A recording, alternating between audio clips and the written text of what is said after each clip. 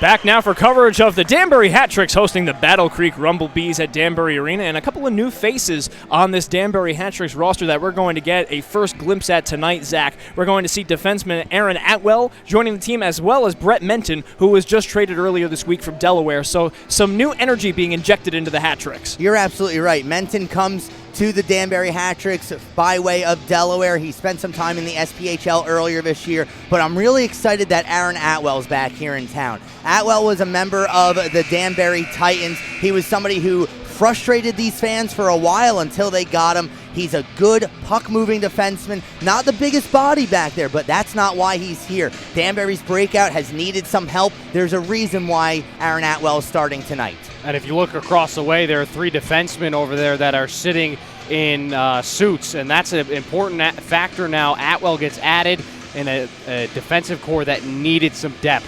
Huge trade. Especially since Sam Williams, who was playing on the blue line last weekend, was on loan now to Peoria in the SPHL, so they'll need every hand that they can have on deck, as immediately carried into the offensive zone by Carter Shinkarik. Getting the start. He was another player that started on the blue line last weekend, is getting his nod at the natural center position. Your starting lineups first for the visiting Battle Creek Rumblebees. They started on the forward line. Phoenix McElroy Scott alongside Malcolm Zander and Carl Munson. On defense, they have Ethan Bush Anderson and Mark Steele. And in goal, they have Jacob Mullen. Countering for the Danbury Hat Tricks, a new look top line of Corey Anderson, Carter Shinkarik, and number 16, Casper Dearson, who is getting a look on the top line. On the blue line, they have Atwell and Kyle Gonzalez. In goal for the Hat Tricks, number 29, Dylan Kelly, who was stellar last Friday, earning his second victory of the season. Dearson enters in on the left side, banks it off the boards. It hops over the stick of Atwell, and that springs a breakaway. Mealy over the boards to cut it off, and a shot attempt goes wide of the net. Oh, and a dangerous chance there off the stick of Adam Howie, the former Danbury Hat Trick, as the puck gets lifted up into the Battle Creek zone. So Aaron Atwell's first shift facing a little bit of chaos. Now, Casey, getting back to Sam Williams getting called up. That's the first player called up for the Danbury Hat-Tricks this year. He goes off to Peoria in the SPHL. A nice call-up for him, and really it speaks to the talent development that happens here in Danbury. We've seen with their previous professional teams, the Danbury Titans, the Danbury Whalers, they've put plenty of guys up into the SPHL, the ECHL, even the AHL. Good to see that's continuing with this new team. Turnover from the left wing has to be corralled by Dylan Kelly, who aggressively comes out of his net to play the puck, and puck gets chipped into the offensive zone by Phil Bronner. Bronner has it in his skates and forwards it ahead. It's cut off by David Nicoletti on the defense for the Battle Creek Rumblebees. And the Rumblebees, donning their bright yellow jerseys, will be skating from right to left. A lead pass intended for Howie. It hops off of the backhand of his stick. Howie banks it off the ends boards, and now a stuff-in try on the far side post is fought off by Kelly. Tony Lampo with the initial shot attempt. That one rattles off the side of the net and behind the end line as Freeman tries to get it over to his defensive partner Mealy, and it's Howie, perhaps looking for a bit of revenge on the team that traded him to Battle Creek a little earlier in the season.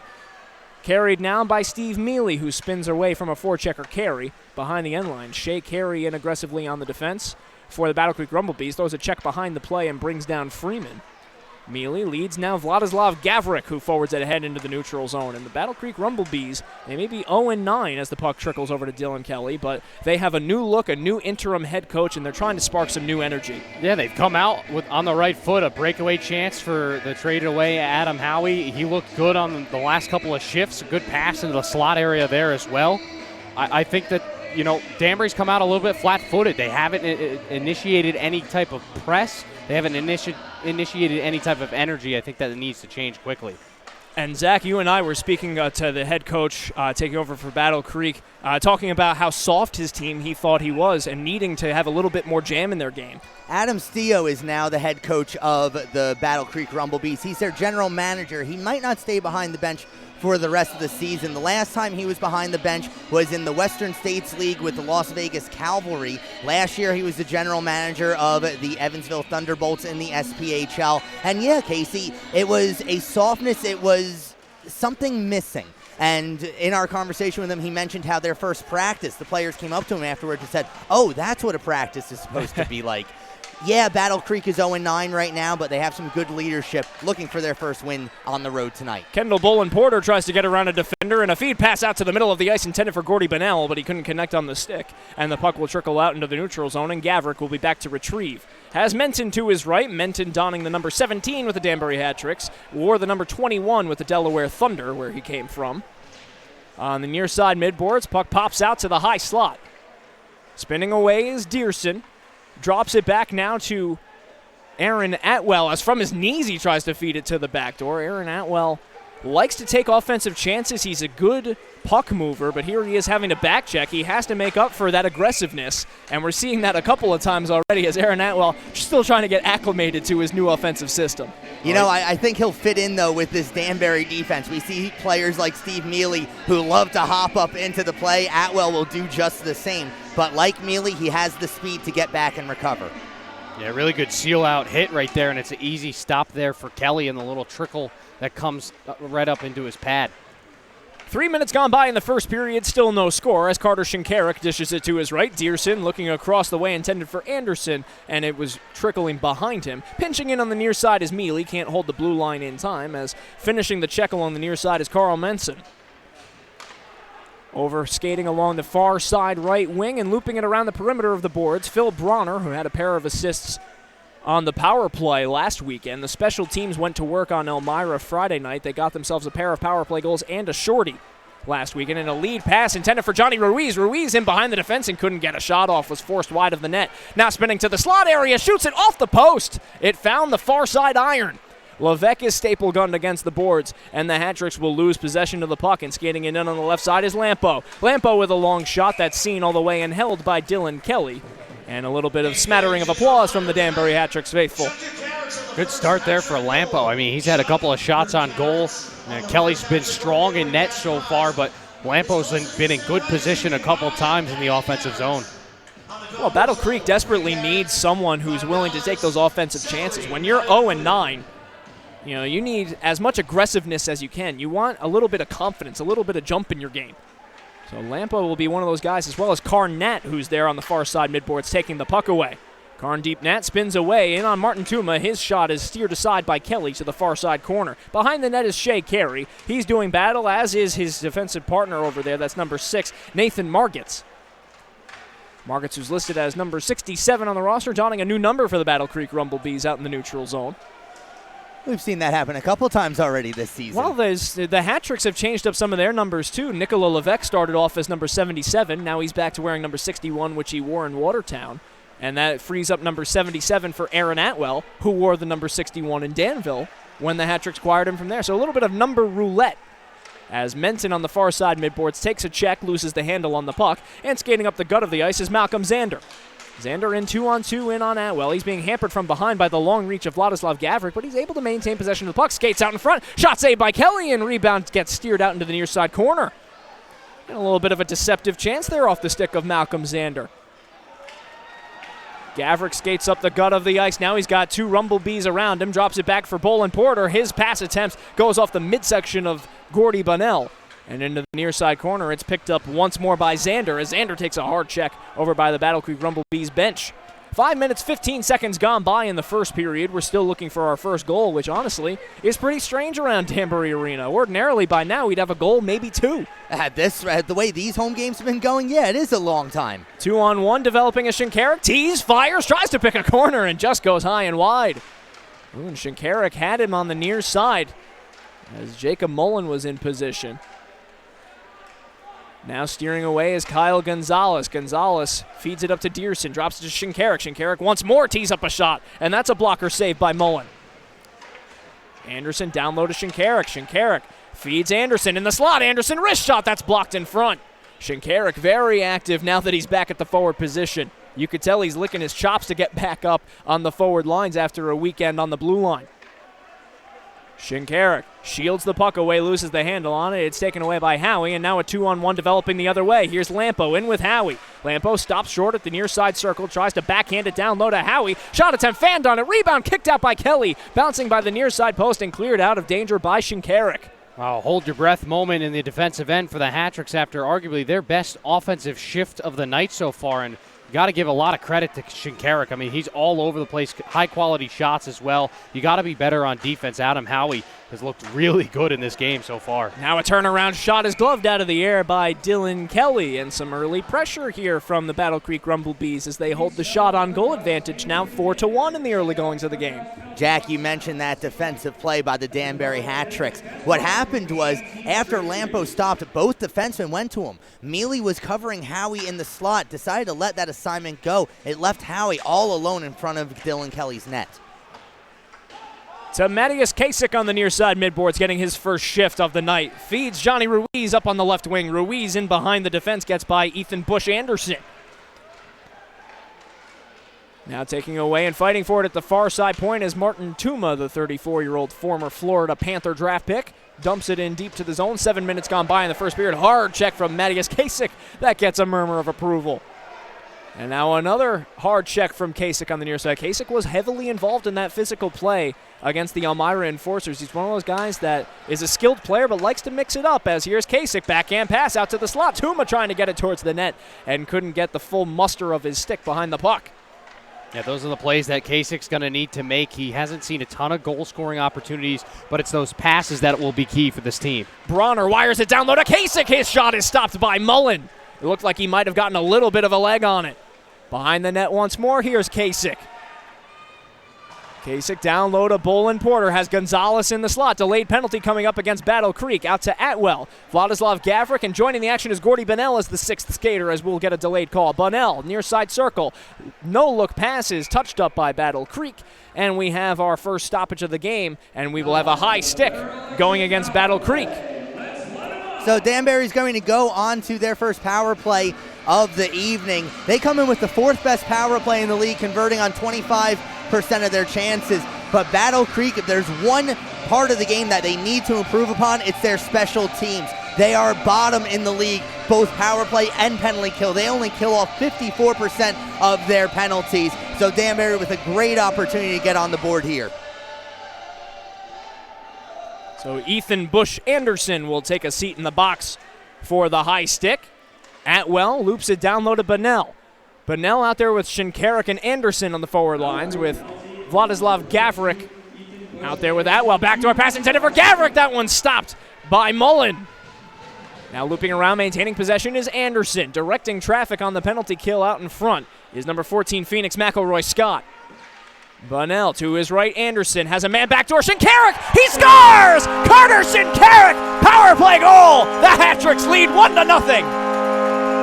Jacob Mullen looks around. He wants to know, how didn't he stop this? He got a big chunk of it, but certainly not enough. Danbury gets on the board. Carter Shinkarik, I mean, that was one of the best power plays I've seen Danbury run all season. The movement was there, the passing was there, and they're rewarded with the goal. And you have to give a lot of credit right there to Corey Anderson, working along the boards, gets a little separation, and then Shinkarik, who's been knocking on the door since the start of this game, finds a little crease backside and scores. Well, Carter Shinkarik, we've said his name plenty so far in this evening. And I mean, we were speaking with Adam Steele before the game, and Steele used to be in the SPHL with Evansville, and he said how Carter Shinkarik doesn't have an SPHL job right now is beyond me. And here he is on the forward lines making things happen. He's looked hungry. He's not the only, Adam Steele's not the only person wondering how the Danbury Hat-Tricks were so lucky to get Carter Shinkarik. I was speaking with Tommy Pecoraro, the voice of Evansville, and he said the same exact thing. A very talented player. He just didn't quite fit with the room as they've built it this year in Evansville, and it's to Danbury's benefit. That's now 2 goals in 2 games for Carter Shinkarik, and he's looked real good. Well, it's another power play goal for the Danbury Hat-Tricks. They had a pair last weekend. Johnny Ruiz netted them both. And once more the penalty kill, the Achilles heel of the Battle Creek Rumblebees, is that 54% slowly ticking down as we get our first goal 8 minutes and 20 seconds gone by in the first period, and the Danbury Hat-Tricks have a 1-0 lead. Into the offensive zone. Gordy Bunnell will get the primary assist with that gorgeous feed from the near side circle, and Corey Anderson with the secondary. Takeaway out into the offensive zone, fighting for Aaron Atwell, who picks up a head of steam. Enters in, tries to wire it over to Kasich. It gets a defensive stick on it in Battle Creek. Lampo holds in the defensive zone, gets it up the right wing. Lead pass and a hard check by Matthias Kasich on, that's Battle Creek's number 2, Hayden Way, who dumped it into the zone. 9 minutes gone by here in the first period. Out into the neutral zone it goes, settling things down and trying to direct traffic is Gino Mini. Onto the right wing and doing battle on Kyle Gonzalez. Trying to get around him was Tony Lampo, and Gonzalez with good stick work to lift it up out into the neutral zone. One-on-one battle. Here's Gavrik on Mini. Gavrik cutting to his right, has a couple of defenders in front of him and will be forced wide of the net.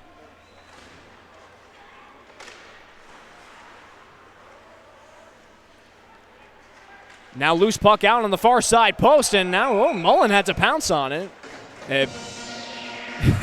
It was knocked loose out into the blue paint, and Mullen lost track of it just for a split second. It was a close one. I mean, Jacob Mullen, he comes in here, he has a goals against average of over 6. That's bad. But his save percentage of 86.5 just shows how many shots he's had to face in his 6 games so far. Face-off won by the Danbury Hat-Tricks. Sending it in deep is Menton, who's playing the blue line. And now here's Levesque with a shot that trickles just wide. He snuck it underneath the leg pad of Mullen. Couldn't find the 6x4 opening. Back to retrieve in his own end is Martin Tuma, who takes a hard check. Xander digging it out for the Battle Creek Rumblebees. Loose and picked up by Ruiz. Quick pass over to Levesque on the left side, and Levesque motors ahead. He gets around the defense, spinorama pass intended for Ruiz, but Ruiz was just a few steps behind. And now here come the Rumblebees in transition. Here's Manson. Manson over to the far side. Pass attempt couldn't connect with Nathan Margits. Popped up into the air and a little flip and rip action from Johnny Ruiz as that puck was still airborne and he swats at it. I don't see anything that says no pickle games. I think that he could join the Danbury Westerners with that kind of swing. Pass intended down low for Carey, who couldn't connect it and direct it towards the opening. As now here's Anderson coming up the other way. Red line, blue line, drops it back now for Shinkarik. Shinkarik down low to Anderson, and that's poked away by Mullen. Anderson tried to sneak it through the 5-hole. 9:15 to go in the first period as Kelly snatches that one out of the air. And we get ourselves a media timeout. And after some early chances here for the Battle Creek Rumblebees, Danbury is starting to get a little bit of momentum going up ice. Yeah, the first 3-4 minutes, Danbury a little bit lackadaisical in their own zone. Kelly seeing the puck a little bit too much, probably to their liking. And then they just flip the switch, and then the attack goes on. They're moving the puck very, very well in the attacking zone right now. Anderson, it's really looking good for the Hat-Tricks, and they're going to start to build on those shooting opportunities. It's looking good, and it shows you the talent that the Danbury Hat-Tricks are able to bring in. You add Carter Shinkarik, you add Brett Menton, Aaron Atwell. They're clicking on all cylinders right now. They look very smooth. We haven't seen any real issues yet going through the neutral zone or, well, really anything else yet. Sure, they have an icing call that they have to deal with, but it's working out well for them. 9:16 to go here in the first period as we're winding down our media timeouts and the Jersey Mike's dance-off going on in the crowd here. Some good moves. Yeah? Well, you know, Jack is theatrically trained, as am I. Jack, I've heard rumors. It's a good thing we don't have a camera in here, I'll tell you that much. You know I'm working on that. It's going to happen. Oh, the less they can see of our faces, the better. We're trying to protect the viewing public here, Zach. We want to remind everyone that you can, of course, tune in to us on the Danbury Hat-Tricks YouTube channel and follow along at Danbury Hat-Tricks on Facebook, Instagram, and Twitter for all essential updates on the Danbury Hat-Tricks all season long. Shinkarik with a turnaround shot that goes off a defensive stick that hit off of Carl Manson and trickled over towards the netminder Mullen, and he covers it up. That's the positive side. It's a defensive zone face-off, and the Hat-Tricks are down the length of the ice with an opportunity for a 2-on-1. Pass it a little sloppy. It's good defensive play. But once again, it's Casper Dearson and Carter Shinkarik who've been involved very, very early in this game. That's a positive sign. Behind the net it goes. Feed out in front for Shinkarik. Can't get a shot off. Here's Dearson spinning around. Anderson is lurking in that slot position. Anderson loves to get into those prime scoring opportunities, and now a chance the other way, dragging the toe, and almost a nifty move was Ryan Alvis. Alvis had a forehand shot attempt. He tried to make one move too many. As here he is trying to get away from Thomas Freeman. He wraps it around the perimeter of the boards, gets it down low to Lampo, who takes a check from Mealy. Lampo to the far side circle, feeds out to the point for a one-time shot blocker save by Dylan Kelly, and it gets lifted up out of play. Do we have a delay of game call? Yep. Referee immediately pointed to Freeman. He threw that straight out of play with the backhand, kind of a panicked move, and it goes right in between the railing and the high glass there into the penalty box. So the Rumblebees will go on to their first power play of the evening. They're only converting on 9.3% of their man advantages. That is last in the league right now. Meanwhile, the Danbury Hat-Tricks, well, they've got the third best penalty kill in the league, a very respectable 87.2%. Well, the Battle Creek Rumblebees have an opportunity to even up the score here with 8:25 to go in the first period. Out to the far side, point it goes. Settling things down is McElroy Scott. Gets it out to the far side, point to Susie. Down low to Nicoletti. Nicoletti has Susie to his right. Manson down low, looping it around the perimeter of the zone. Malcolm Zander trying to get to it first. It's lifted away from him and cleared out of danger by Kendall Bolin Porter. 90 seconds to go in the penalty kill.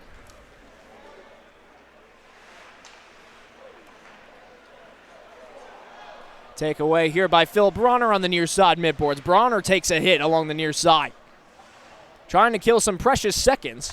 And Battle Creek is in need of some momentum here, Jack. And right now they just need to get the puck up the ice. And the neutral zone right now has been locked down. Here they are entering in on the near side. Here's Margits now on the near side circle. That shot attempt is blocked in front easily by Minton and pitchforked out into the neutral zone. Yeah, they also need to get some more shots to the net. I think a couple of last shifts for them have been a little bit too fancy. You want to simplify your game here. You're in no way trying to make the top 10 plays. You're just trying to get in the win column. And when you're on the power play, it's tough to do that when you're trying to be fancy. Behind the net it goes. Dylan Kelly takes a shot over to try to clear it out of the zone himself, but it will be stopped over on the far side by Bush Anderson. Now back out to Bush Anderson. A steal to his left finds him. Corey Anderson aggressively out on the penalty kill. Forces a shot that goes wide. Turned around and cleared down the length of the ice by Kyle Gonzalez. 25 seconds to go in the man advantage for Battle Creek. 6:45 to go in the first period. 1-0 is your score in favor of the Danbury Hat-Tricks. Speeding up the right side as Karndeep Nat is met in the neutral zone and immediately wired back in deep for Battle Creek. Steele will be behind his net. Final seconds of the power play. One last rush to get in on the man advantage. 2 seconds and 1, that will do it, as the shot attempt by Howie goes off the end boards and out towards Dylan Kelly on the near side post, and he covers it up. He's trying everything he can, Adam Howie, to get involved in this game and make a statement. That time the shot just goes wide as the power play expires, but another kill off for the hat-tricks. That's positive. And I like that cover by Dylan Kelly there because he's tracking the puck behind the goal line. Sometimes goaltenders can get a little lackadaisical when the puck's behind the net. It took a hard bounce off the boards, and he's able to cover. Long lead pass for Vladislav Gavrik, and a good back check by Hayden Way to prevent the clean breakaway. Here's Gavrik still doing work in the offensive zone. Gavrik 6'4", 220 for the Danbury Hat-Tricks. He's your big boy on the forward lines, forcing his way in with power. Here's Mealy getting it down low to Gavrik and redirecting it into the padding of Jacob Mullen, and he holds a good save by Mullen. It's a good idea to get that redirection. Mealy's got to put a little bit more zip on that pass, or else that thing's it's going to be an easy save every time, and it's an easy one for the netminder. You're absolutely right, Jack, because if Mealy gets more on that, it's harder for Mullen to suddenly react like that. It also gives the forward more options on where he actually wants to put it, because if you have some zip on that, you can just let it go on goal entirely. Gonzalez's shot attempt goes off the end boards, and it'll be carried out by Battle Creek. Carey was lurking at the far side blue line. Couldn't connect with him on that stretch pass to break him in. Now here's Matthias Kasich over to his right, Phil Bronner, entering in with Gonzalez and Kasich entering in as well. And it'll be immediately sent back out into the neutral zone. So Battle Creek playing some keep away with 5:35 to go in the first period. You see, not much of a heavy forecheck by the Rumblebees. They'll be rewarded with an icing here. But when the puck is in the Danbury zone, you don't see a single forechecker on the Danbury side of the red line. The Rumblebees, they're sitting back right now. They want to try and pick something off from the Hat-Tricks. And quite frankly, with how active the Hat-Tricks defensemen are, that's not a half-bad strategy. Faceoff will be to the right of Dylan Kelly. Johnny Ruiz will be out there against Phoenix McElroy Scott from Morden, Manitoba. Ruiz tied for the points lead for the Danbury Hat-Tricks, leads the team with 7 goals. 3 of them have come on the man advantage. He's been one of the dangerous special teams players for the Danbury Hat-Tricks this season, though he was beaten to the punch this evening by Carter Shinkarik, who has the lone tally on the man advantage for the Danbury Hat-Tricks. Here's Ruiz entering in 2-on-1 with Kasich to his left. Ruiz with a weak shot that's stopped by Mullen. Rebound try, couldn't get it towards the net. Good play to force him wide by McElroy Scott. Still jostling forward is Steve Mealy. Taking it away are the Rumblebees. McElroy Scott leaves it up the ice, and now a lead pass out of the zone for Xander. Xander is met by Thomas Freeman, and Xander throws a good check on the midsection of Thomas Freeman. Anderson picks it up and meanders his way into the neutral zone. Now crosses the blue line with Shinkarik cutting to the net. Anderson's shot goes off a defensive stick and behind the end line with 4:40 to go in the first period. Now a lead pass trying to get some momentum, and a big open ice check on Ryan Alvis. Lost his footing, and he's lucky he didn't get a knee-on-knee there. He's fortunate he came up healthy. You know, you're absolutely right, Casey. I heard a pop, and I got worried. Anderson looking across the way for Dearson, broken up. Good play by Battle Creek playing that 2-on-1 entry. Here's Lampo dancing around Freeman. Lampo trying to get a shot off. He's held up by Martin Tuma, and that will be a penalty going against Danbury Hat-Tricks. Yeah, Tuma getting a glove up into the face of Lampo. And so the Rumblebees will go on to their second power play. 4:10 remaining here in the first period of play. Their first power play, they generated 1 shot on goal. They'll have to do a better job of keeping it in the Danbury zone, because, Jack, it seems once the Hat-Tricks cleared it, the Rumblebees could never get back in. Yeah, I mean, they're doing a good job at allowing, some good spacing and locking things down. I really like the way that the Hat-Tricks have responded after kind of a slow first couple minutes, but they got to kill off another penalty. That's not going to help you, especially when you're looking for a crucial 6 points this weekend. Fielding the puck at the far side point is Way, trying to get it down low. It's taken away by the Hat-Tricks. Atwell will hold, and the puck will be sticked out of the air by Minnie. Can't touch it again, as that is a high stick. And it'll be Gordy Bennell trying to hold things up in the neutral zone. And once more, Hayden Way will maneuver his way up the ice. Gets it over to Adam Howie. Howie enters in on the right side. He's in all by himself. He has Karndeep Nat now behind him. Switches places with him. Now down low to Nat. Back out to Howie at the far side circle. Bumblebees trying to open up space at the middle of the ice. Margits is setting up a screen in front at that bumper position between the hash marks. Back out to the high slot. That shot is seen through traffic by Dylan Kelly, and he holds. It came off the stick of Way. Lots of movement by the Rumblebee players, but not much puck movement. You saw Margits going up and down, in and out, all over the place in the slot, but he never really got himself open to do anything with it. Faceoff will be to the left of Dylan Kelly. Carter Shinkarik is out there on the penalty kill. He'll take the draw against Nathan Margits. It's won by Shinkarik. Over into the far side corner it goes. Hard check trying to win the puck away. Here's Carey. Getting it out to Bush Anderson. Bush Anderson wires it down low. Shot saved by Kelly. Rebound passing up a prime shot attempt. And now a chance off of the stick of Nat. Goes high and wide with 55 seconds to go in the power play. 3 minutes to go in the first period. Shinkarik. Up the left wing, feeds Bronner in short-handed with 45 seconds to go. Aaron Atwell will come over the boards. Shinkarik will make his way back to the bench. Corey Anderson will replace him. Yeah, a little passive right now for Battle Creek. They need to just fire the puck in there. You said that Kelly was out of position, Casey. They just need to fire the puck. Yeah, right now, Battle Creek has, according to the scoreboard, 10 shots on goal. Although most of them have been low-danger chances towards the high end of the zone, and also clear sight shots on Dylan Kelly, which, as we all know, are exponentially easier to save for a goaltender. The more bodies you can get in front of the net, the easier it becomes to score. And right now, Battle Creek has a man in front in Malcolm Zander. Nicoletti, back out to even strength we go, as now officially out of the box is Martin Tuma. And freezing the puck is Dylan Kelly with 2:04 to go.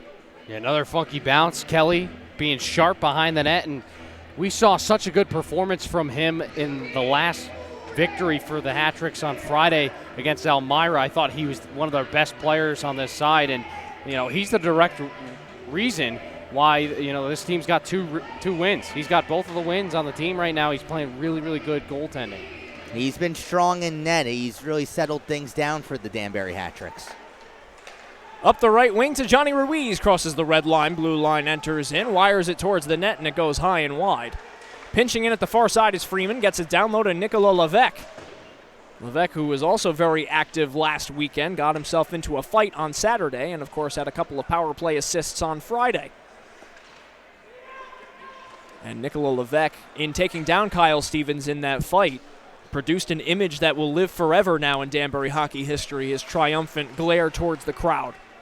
Well, it's a first home fight. Have to look good. Of course. Here's Shinkarik. And on the left side, drops it back for Levesque. A little bit of a miscommunication, and Battle Creek is able to send it down the length of the ice. Will it be icing? No. They will say it will not reach the end line in time. With 1:15 remaining in the first period, here's Martin Tuma. Gets around 1-4 checker and Karndeep Nat. Gets it over to Kasich now on the right wing, who will kiss it off the glass, and it will loop around the perimeter of the zone. Jacob Mullen goes out, thinks about stopping it, will instead let it roll. Behind the net, Anderson spins away from a defender. He's being pinned from behind on Gino Mini. Two hat-tricks are behind the end line. Shinkarik is open in front of the net, and they can't get it to him as Battle Creek will lift it up off the glass. Well, and kept in. A good play there by Brett Menton. Now carried in on the far side by Nat. Streaking to the net on the other side is Mini. They can't connect with him. Carey drops it back to the near side point. Hard check. Knocks way off the puck. Menton up ahead with 35 seconds to go in the period. Menton in deep. Also another player who can play both the forward and the defense. He's on the blue line today. But we've seen him play both in Delaware and in Columbus. Nat entering in one-on-one on Atwell, and Nat's shot will be redirected by the defensive stick of Atwell well wide. Into the skates of Vladislav Gavrik. One final rush entry for the Hat-Tricks, dropping it back, looking for the backdoor pass for Gavrik, and aggressively out on the poke check. And now in the high slot, here's Atwell, looping it to his right. Gonzalez, 2 seconds in one. Shot attempt off the side of the net, and that will do it. We're through 20 minutes here in the first period of the Danbury Hat-Tricks. And right now the score is 1-0, with the power play goal being the lone difference.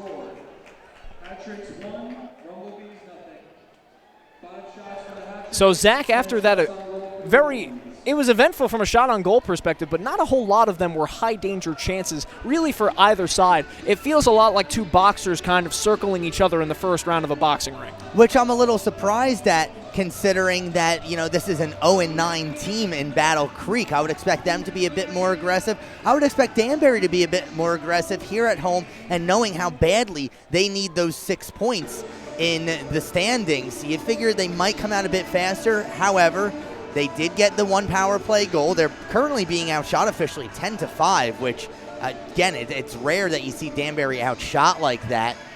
But again, new players here. Everybody kind of working everything together. It's an okay first period for the Hat-Tricks. Okay, we'll have to do for now, as we're through 20 minutes here at the Danbury Arena. We'll be back with intermission coverage of the Danbury Hat-Tricks against the Battle Creek Rumblebees. Don't go anywhere.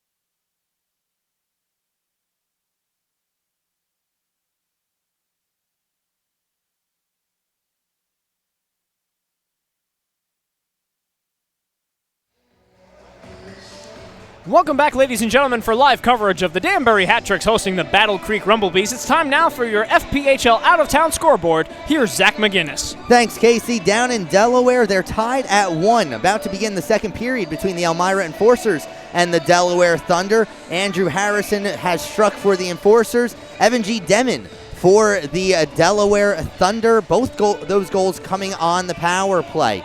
Meanwhile, elsewhere, it's tied at nothing apiece up in Watertown as the Danville Dashers and the Watertown Wolves do battle.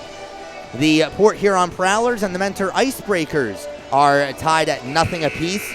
About 10 minutes through the first period of play, and at least officially yet to get underway down in Columbus. The two most southern teams in this league, the Carolina Thunderbirds, are visiting the Columbus River Dragons. That should be a good crowd on hand in Columbus. Carolina versus a team that far down in the southeast reminds me of the glory days of like the Carolina Hurricanes going against the Atlanta Thrashers. Yes. You got to bring hockey to the south. Get them involved. Oh, they've tried a couple times down in Atlanta, but now they have the Gladiators, at least in the ECHL, and they seem to be doing okay. They are doing well. Now, they're not based in Atlanta. They do call themselves the Atlanta Gladiators. They're based in Gwinnett, but they do a good job of selling that arena out, and, I'm sure there are orphaned Thrashers fans out there that would just love to get one more crack at it. I tell you what, the fans of hockey down in Atlanta, it's not even like they're nearby and you can somewhat root for them. Like if you were a Hartford Whalers fan, at least the Carolina Hurricanes are in the same time zone. Yeah, at least they're somewhat close. Instead, now you have Atlanta hockey fans that have to watch one team move to Calgary and the other to Winnipeg. You know what? At least they didn't end up in Alaska, Vancouver. It could have been worse. Moving a team to Alaska reminds me of Fairly Odd Parents. It reminds me of Mystery Alaska. Oh, there you go. Another classic hockey movie. Yes. But enough about cinema. It's time now for Danbury Hat-Tricks hockey. A little bit of live drama for you as the puck is dropped and away we go for the second period. Casey Bryant alongside Zach McGinnis, and soon to join us in the booth once more is Jack O'Mara. Bringing you live coverage on the Danbury Hat-Tricks YouTube channel as Carter Shinkarik, who has the lone goal in the game, leaves it for Corey Anderson. Anderson with a wrist shot that's blockered aside by Mullen. So an early shot attempt off the stick of Corey Anderson, who is one of the hottest scorers on the Hat-Tricks as he shoulders a man down. That was Bush Anderson, who got knocked down with the arm of Anderson. That shot attempt from the far side point never got through as Bush Anderson blocked it. Kyle Gonzalez spins away from a forechecking Carl Manson.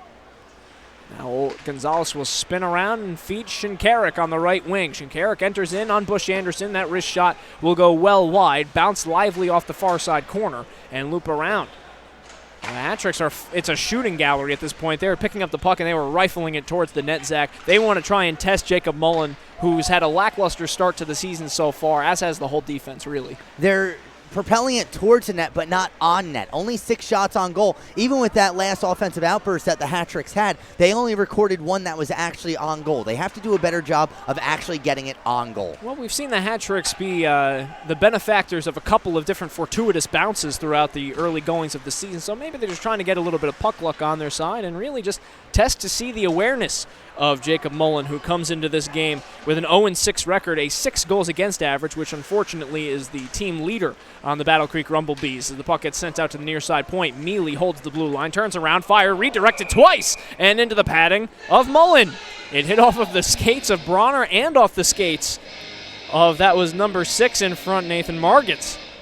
Yeah, a bit of a pinball shot there coming from the point. But those are the shots that the Hat-Tricks need. Just put them on goal. Good things will happen. You take a look at Jacob Mullen, 6'3". He needed that size there. Nicola Levesque on the near side midboards, plays it back towards his defender Tuma, and now a lead pass, just out of reach of Knapp, and now a turnover, loose puck out in front, and Dylan Kelly just barely was able to poke that away from the stick of Cardeep Nat. Oh, goodness, as Dylan Kelly just barely got bailed out by the roll of the puck. Here's Nicola Levesque entering in on the left side. Tries to play it back towards Kendall Bolin Porter, and it's out of his reach and goes all the way down the length of the ice for an icing. And oh boy, early danger in on Dylan Kelly. Hold your breath. Well, Casey, it's not the first time that we've seen other teams be able to get behind the Hat-Tricks defense. We saw the last game here in Danbury against Elmira. That second period where Elmira scored 3 goals in 26 seconds. That's not good. Every time they got behind the defense, goaltenders go wandering, gets a little interesting out there. 2 minutes and 15 seconds gone by here in the second period with the Danbury Hat-Tricks leading 1-0. A power play goal scored by Carter Shinkaruk back in the first period. Swiping at it and calling for it aggressively and getting it is Vinny Susi. And it's picked off now on the left wing. Here's Kyle Gonzalez entering in. In aggressively on David Nicoletti, trying to get the puck away from him. Here's Margits feeding it on the right side carry. Long stretch passes out of reach of everybody, and perhaps a little bit of frustration setting in for Battle Creek as you saw Margits look to the sky as he was on his way back towards his own bench, as another couple of passes are either intercepted or a miscommunication. They're out of reach of each other. Hard checking along the far side over by the visiting penalty box. Now the puck bounces over on the near side, entering into the Danbury zone. Back pass intended for Minnie. Minnie has it on his backhand and will flip it over to the far side corner. Here's Margits settling it down. Leaves it back for Tony Lampo. Lampo to Howie. Back out to Howie at the far side circle. Howie back over to Minnie at the near side point. His shot is blocked by the legs of Gordy Bunnell and back out into the Battle Creek zone. Good block by Bunnell. Jack. Yeah, he's going to have some black and blue after that one. Stood right in the line of fire and took it like a man. Right off of the legs in front. And he had his full torso exposed there. He's going to need an ice pack after that one. 3 minutes and 40 seconds gone by in the second period. Anderson speeding up the right wing now, maneuvering with Shinkaruk behind him. Drops it back. Shinkaruk kicks it to himself. Shinkaruk with a wrist shot. Shouldered away by Mullen. Good stop by Mullen to cut off that sharp angle. But how about the growing confidence of Carter Shinkaruk? You gotta be feeling good if you're gonna try a shot like that. We've seen Corey Anderson go upstairs short side before, but Carter Shinkaruk, boy, everything's working for him right now. Faceoff will be to the left of Jacob Mullen, who, as we mentioned, comes into this game with an .865 save percentage and a .601 goals against average. That's your Ameriprise goaltender matchup, as this will go down the length of the ice for an icing. Comes into the game 0-6, brought to you by Ameriprise Financial and Derek Packett. Opposite him in net, and so far perfect on his first 11 shots faced, is Dylan Kelly, who comes in with a 2-1 record, .897 save percentage, and .447 goals against average. But really, those numbers have not been indicative of how well Dylan Kelly has played. And he's making a statement to be the #1 goaltender in this team. You know, you see in the Friday, Saturday weekend series, you have guys who will play. You know, you'll have a goaltender on Friday and then another guy on Saturday, kind of the 1A, 1B situation. I think Dylan Kelly's playing well enough for him, you know, in a 2-game series for him to play both games if need be. And he's gaining the confidence of the coaching staff here in Danbury as well. They let go of one goaltender today. As now wiring it down low, intended for Steve Mealy. Bronner throws a hard check and knocking a man down to the ice. Bush Anderson lost his footing. Ooh, Bronner throwing his full weight behind that. And Bronner with Levesque out in front. Pass out, they score! Levesque, 5-hole, 2-0 Hat-Tricks! How good have those two been all season long? Phil Bronner in the dirty areas, winning puck battles. He just finishes a check. Couple seconds later, finds a puck behind the net, and the backhand pass. Nicola Levesque sitting right on the doorstep, right through the wickets. Good goal. And for Levesque, it's his 3rd goal of the season. But you go to in front of a net, good things happen. Bronner, a real quick pass, and like you said, a quick 5-hole shot by Nick Levesque. And Danbury's finally able to break through again. The shots on goal, they've gotten a bit more even. They're 11-10 now, still in favor of Battle Creek. But Danbury, now they're starting to hit the net. And you know what else, guys, is that these goals in the second period are so important for a Danbury Hat-Tricks team that really has struggled with the long change. They faced a lot of tough, speedy teams to start off the season, so if they can really get their mojo going with the long change, that's a game changer for the Hat-Tricks. As Gonzalez goes back to work with a high slot chance that gets redirected off of a defensive skate. Here's Anderson dropping it back to Aaron Atwell. Has open room in front of him. Cuts now to the near side circle. His wrist shot hits off a defensive stick but kept alive. Here's Anderson dropping it back to Kyle Gonzalez. Gonzo looks to the net, gets redirected off the glass. And Bunnell hasn't knocked off his stick and finally carried out of the zone by Karndeep Nat. Now here comes Shea Carey entering in on the right side. Gets by Atwell and chips it in deep. Nat behind the end line. No one in front of the net for the Rumble Bees. They have 3 players manning the goal line. Now fighting for it. And the Rumble Bees just getting a little too close together as Nicoletti can't win the puck away, and it's carried up by Shinkarik. 3-on-2 developing if they hurry. Shinkarik tries to get it across the way, finds Bunnell. Bunnell maneuvering in, just wide off the side of the net. Nifty move by Gordy Bunnell to try to get to the net mouth. Nifty move, but he has the opportunity for a one-timer there. Elects to try and stick handle his way through, and a good save by Jacob Mullen. You don't see that too much from Gordy Bunnell either. He's more of a third-line grinder type who will just rip it. That time went for the skill. And Bunnell almost with a nifty move to get it underneath the leg pad, and why not? There was open space in front of him. Oh, it would have looked very pretty if it worked. Absolutely. Tony Lampo has his puck intercepted, and Vlad Gaffrick dishes it to Kasich on the left side. Has Gaffrick cutting to the net, crosses the way to Brett Menton. Menton takes a hard check, trying to hold it onto the blue line, and cannot, as that was a hard check. Martin Tuma looking up the left wing. It's picked off by Minnie, entering in on the right side. Minnie with a clear look to the net. He scores! Gino Minnie gets the Rumblebees on the board. It's 2-1. And that's one Dylan Kelly's going to want to have back. He might lose sleep over it. It's right in between his blocker and his right pad there, and that's one he's got to have. But Minnie, that's a definitely confident boost for him and a confidence boost for this team in general. They split the difference. For Gino Minnie, it's his second goal of the season, and that's the kind of response that the Rumblebees needed. Another goal by Danbury, you're looking at a 3-goal deficit. The game starts getting out of reach. Instead, Minnie, yeah, it's one that Dylan Kelly's going to want back, but now it's only a 1-goal game. Well, Battle Creek needed that answer desperately. You're on the road. You're trying to fend off a double-digit losing skid, and you're facing a tough goaltender in Dylan Kelly, and you're able to sneak it under the leg pad. That's a savvy shot by Gino Minnie, as that one gets swallowed up into the lower part of the leg pad by Dylan Kelly. So 6 minutes and 51 seconds gone by in the second period, and, well, we've still got ourselves a hockey game. It's 2-1. Trading goals back and forth in the second period. First Nicola Levesque, then Gino Minnie answering back for Battle Creek. So, guys, what do Battle Creek here? They have an offensive zone draw here. What do they have to do to equalize the score? I mean, just keep shooting the puck. You see what happens. Good things happen when you shoot at a goaltender enough times, and Minnie just goes right for him on the low blocker side, and he connects. Just keep going at the net. Good things are going to happen.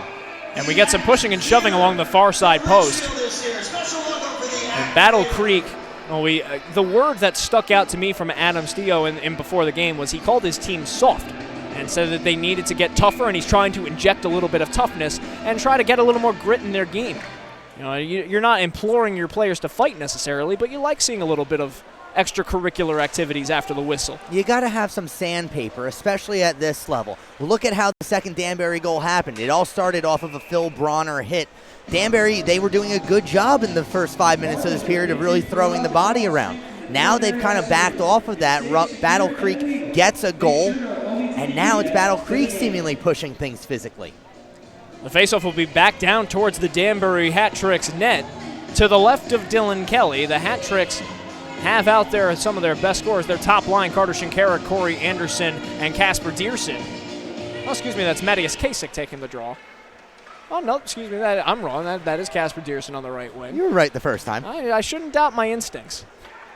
Aaron Atwell poking with one-handed up to Dierson as Dierson takes a tumble and is unable to get it out of his defensive zone. Atwell has it in his skates, crosses the way to his defensive partner Gonzalez, and the Hat Tricks are able to escape as Corey Anderson is almost upended.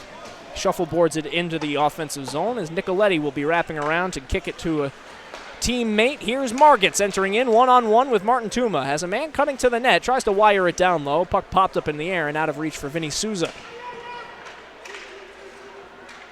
7:45 into the second period. 2-1 your score in favor of the Danbury Hat Tricks. Dierson banks it off his own end boards and gets it up to Aaron Atwell, who will sky it out into the neutral zone and bouncing puck past the defender. And then comes Bunnell. Bunnell crossing the way to Bolin Porter. His shot saved by Mullen. Rebound try is steered out of danger by Adam Howie. Howie entering and drops it back to Lampo. Now over to Howie. Howie with the setup in front, tied up. Minnie was looking for that one-timer in the slot.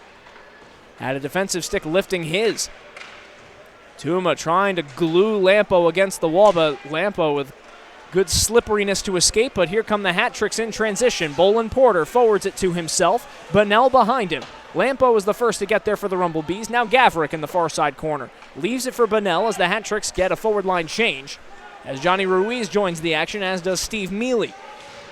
Over by the Hat Tricks bench and it will pop up and hit Kyle Gonzalez over by the tunnel, and we'll get a stoppage of play. 8 minutes and 40 seconds gone by in the second. You know, guys, Johnny Ruiz on the ice right now, but we haven't seen too much of him in this game so far. He's currently playing on the second line. He's been the first line center basically since the beginning of the season. Carter Shinkarik getting moved up to that position. For Ruiz, he leads the team in goals. He has to be a part of that secondary scoring.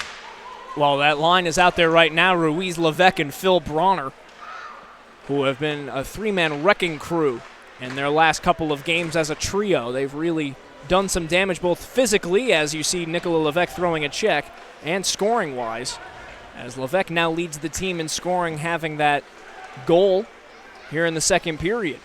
Manson turns around and finds only glass. Bush Anderson will stop it over on the far side point and loop it around back over to Carl Manson. Now a setup behind the net intended for McElroy Scott. It's out of his reach. Phoenix, McElroy Scott, and Ethan Bush Anderson. If you've got a Scrabble board in front of you, that's two names that you'd want to play if you have enough letters for it.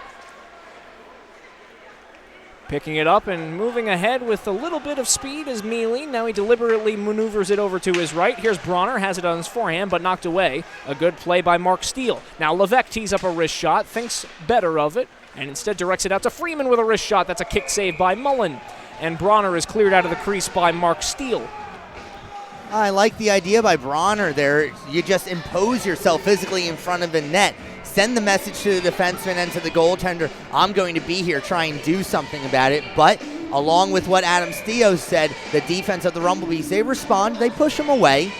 Again, Casey, at the beginning of the game, you said it was almost like two boxers feeling each other out. Well, we're about halfway through this game. It almost seems like it's the same. And that slap shot from Aaron Atwell is fought off by the netminder for Jacob Mullen. Boy, that one hit right off the honeycomb on his left shoulder, of which there are many honeycombs on these Rumblebees jerseys, by the way. It's honestly pretty tough to tell, as here's Anderson taking the puck away. Anderson's wrist shot goes wide. We haven't had much of a chance to discuss the uniforms yet. Oh, no. Honestly, yeah, there's been such back-and-forth continuous action that it's hard to evaluate. Here's Shinkarik, high slot, open chance is blockered aside by Mullen. He just barely got a piece of it. I was going to say it's honestly kind of hard to tell the numbers from up here because there's those two racing stripes that frame the number on the back of the sweaters. It's honestly kind of hard to tell sometimes who's got the puck. Especially with the way where the racing stripes are, single digit versus double digit, you're looking at something a little different. It's definitely a very unique look, a very Battle Creek look. Well, the Cereal City, happy to have pro hockey back in that upper part of Michigan. They're just waiting to get those first few points out of the way. Into the near side corner it goes with 9 minutes to go in the second period. Mattias Kasich trying a between the legs no-look pass that went to no one. It was immediately picked off by Alvis.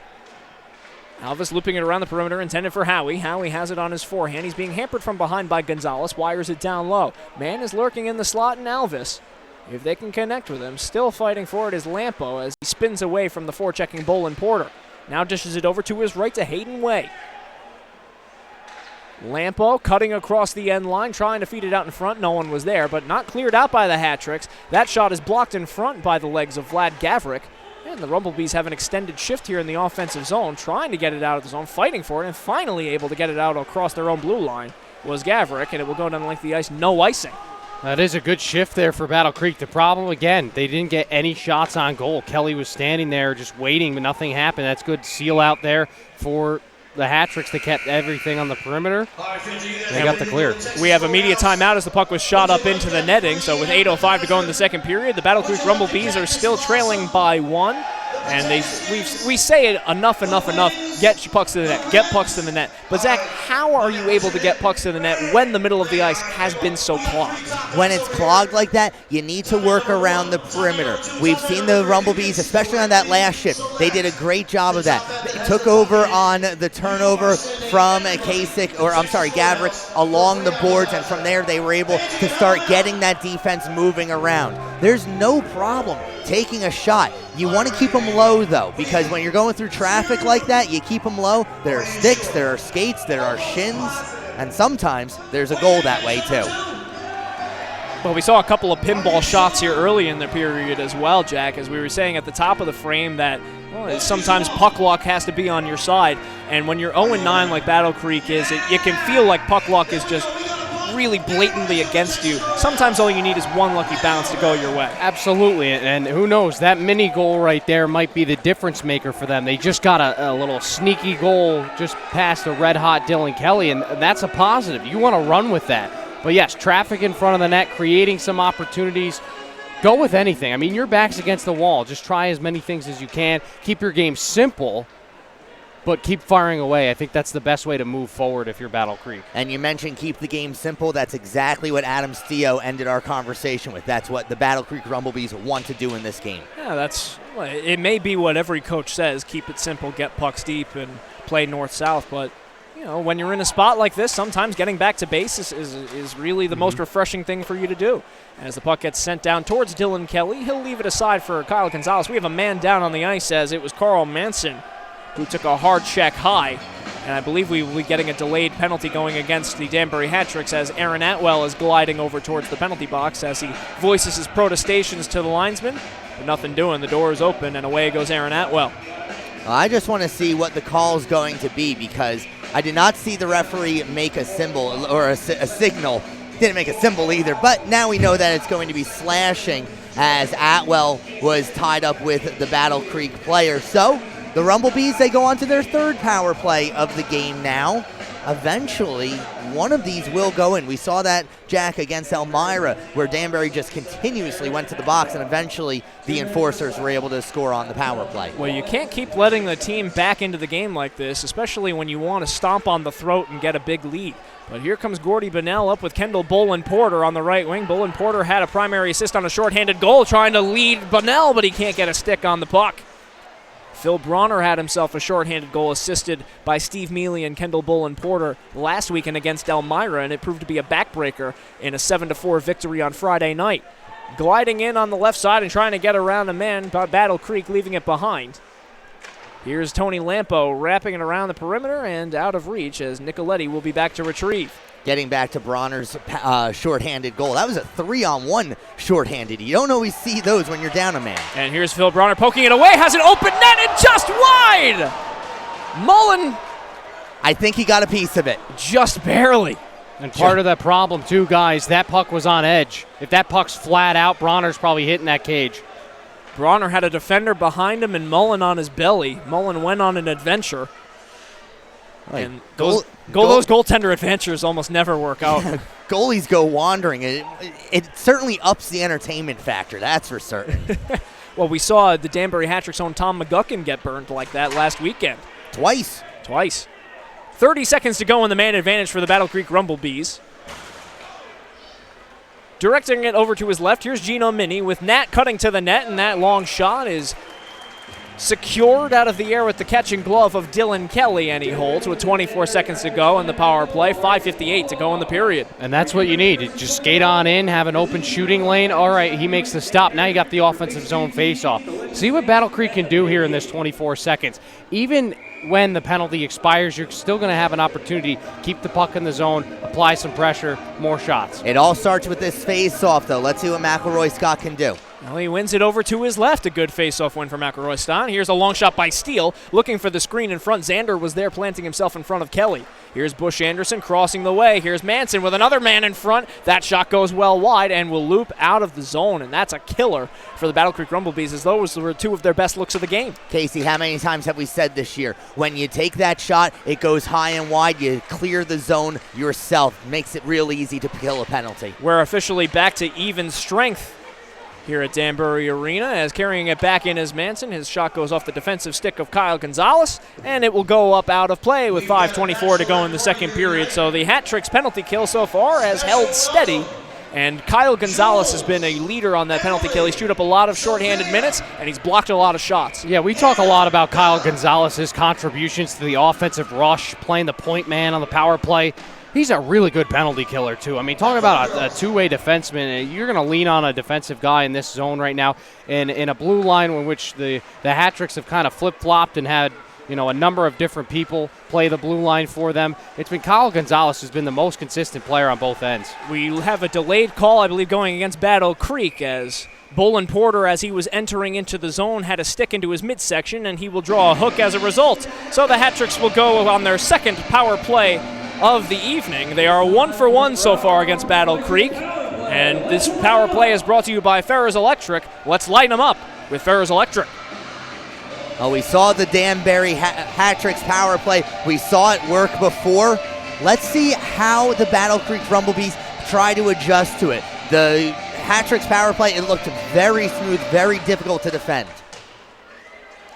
It's Adam Howie out there with Maxim Noskov to kill off on the forward line, with Nicoletti and Suzy playing the blue line on the penalty kill. Anderson out there with Bunnell, Shinkarik, Gavrik, and Atwell on the 5-man power play unit. Here's Bunnell setting it up behind the net. Out to Shinkarik. Open shot blocked in front by Nicoletti. Waited just a half second too long to pull the trigger, and it will be cleared down the length of the ice. Shinkarik was trying to get his full weight behind the shot and couldn't quite connect, but now here's a long pass for Corey Anderson. Catches the Rumblebees into change. Bunnell is setting up in front of the net. Gavrik over at the near side circle. Out to Shinkarik once more. That shot, toe save by Mullen. Shinkarik corrals the puck, wires it down low. Redirection by Bunnell is saved in front by Mullen once more. A couple of good saves by Mullen on this penalty kill. And it'll be cleared down the length of the ice with 1:10 to go in the power play. The adjustment that the Battle Creek Rumblebees have made, it's apparent. They are being so aggressive going after the puck. Danbury, they got to move it a little bit faster. Well, they're being aggressive, but it's opening up space in Royal Road between the hash marks as Shinkarik had a couple of open looks in front. Levesque at the near side circle has the power play, has a couple power play assists, shoveling it down towards the net is Phil Bronner, and it goes wide. Here's Levesque with Bronner setting the screen in front. Mealy, slap pass over to his right to Dearson, has a man in front, Johnny Ruiz, can't connect with him. Mealy trying to hold the blue line, and he backhand sauces it over to Levesque. Levesque being held from behind by McElroy Scott. Bronner with a good pass out to Mealy at the near side point. Slap shot saved by Mullen. Rebound is cleared out by the defensive stick of, I believe that was Minnie in front. Levesque cycling it to Ruiz with 15 seconds to go in the power play. Bronner spins away from a hit. Puck bounces up into the air. Ruiz chopping down at it. Gets a wrist shot save. Rebound by Bronner. They score! Phil Bronner on the power play. It's 3-1 Hat-Tricks. Oh, how about the physical play of Phil Bronner up in front of the net. He's just fighting through a couple bodies, trying to work his way around the goal, and it's Ruiz who wins that puck battle, just throws it to the front of the net, and Bronner goes with the backhand and finds it into the back of the net. How about the patience by Phil Bronner there, though? He's on the edge of the crease. He's got everybody looking at him, and he takes the time to go over to his backhand. Jacob Mullen, nothing he can do, all 6'3" of them, but Bronner, a great power play goal. Well, another power play point for Phil Bronner, who has already been racking them up in the early going of the season. And Johnny Ruiz and Nicola Levesque, a pair of assists. Boy, the special teams points just racking up for that top line for the Hat-Tricks. How good have they been, guys? They've been fantastic. There's no surprise that they've been able to get the 2 power play goals in this game. They had their special teams against Elmira last week, really, especially in that second game, the only thing that seemed to go well for them. And Jack, special teams, they're so important. They're such an important part of the game. We saw that shorthanded goal. That was a backbreaker against Elmira. And this puts the pressure back on Battle Creek. Okay, they're back within a goal. Now all of a sudden, Danbury takes advantage on another power play to get that 2-goal cushion. And it was a good penalty kill. You had mentioned it, Zach. They made that adjustment. It was effective, but then Danbury found a way to hold the puck in the zone, and what it made was tired legs on the ice for Battle Creek. They couldn't hold off long enough. Stick goes flying up into the netting as it was Gordy Bunnell who had it slashed out of his hands, and it looks like the Zamboni Doors caught that one. It looks like our Zamboni drivers might have a souvenir. Casey, that's the second time we saw a stick get launched from blue line to blue line last game. Here's a 2-on-1 developing. Faking a slap shot and cutting in with a backhand try, and it's confusing look there for Ryan Alvis as he had a forehand shot open look. Could have picked a corner and elected for the bad angle backhander. Dropping it back is Matthias Kasich, and that's swallowed up by Jacob Mullen.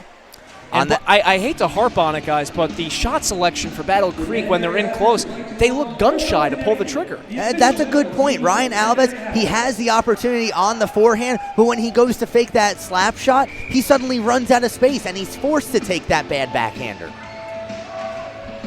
It's a bit confusing why, when you're starved for goals and trying to force your way back in, and the one goal that you scored was off of a mistake from Dylan Kelly, why you wouldn't just elect for every forehand shot that you can when you have an open look like that. Forehand, backhand, both hands, who cares? Just get it on goal.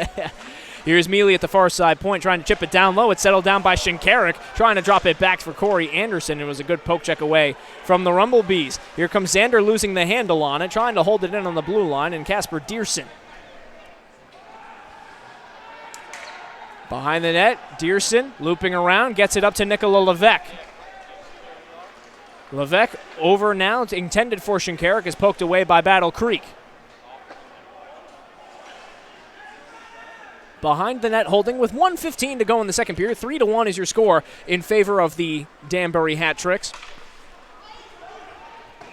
As we get an icing with 1:07 to go, and Danbury still has not buried the Battle Creek Rumblebees yet. I mean, we may critique Battle Creek, but they're still very much in this game if they can get a couple of bounces. So it's still a 2-goal deficit. As we head it now into the second intermission, Zach, if you're head coach Billy McCreary, what are you saying to your squad to ensure that you put the pedal to the metal? Well, I think first thing that they have to do is kind of tighten things defensively. We've seen Battle Creek really do what they wanted to in the neutral zone. However, talking pedal to the metal, in the first period, Danbury had 5 shots on goal. So far in this period, they have 16 compared to Battle Creek. They only have 4, make that 5. Shot saved by Kelly. Rebound is steered aside by Phil Bronner. Final minute of play approaching here in the second period. Johnny Ruiz dishes it to his left Levesque, slides it over towards the slot. It's poked away by Nat.